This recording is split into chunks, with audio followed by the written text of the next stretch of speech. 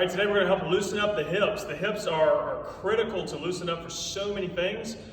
Think about running. If we have lack of hip mobility, it's going to lead to increased stress at our low back, and oftentimes I unlock my patient's hips, and that helps protect their back long term. Same thing when we're talking about the squat as well. It's critical that we have not only internal, external hip flexion. All these different planes of motion are really, really important to have at the hip. When we go to squat down, that motion's got to come from somewhere, and oftentimes I see knee pain manifest itself because of lack of either ankle or hip mobility, and it's just critical that we unlock those hips. And so I'm going to show you a simple drill. What we're going to do is we're going to set up in this position here. I got one hip in internal rotation, one hip in external rotation, and some of you may have a hard time with this already.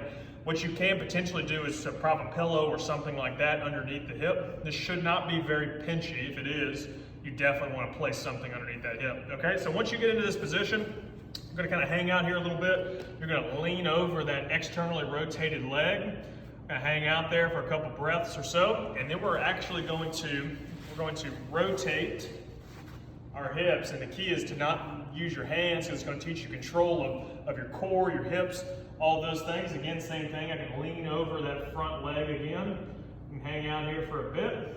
Whichever leg is tighter. This one happens to be a little bit tighter on me, so I would hang out here a little bit longer. And then again, we want to rotate in and out.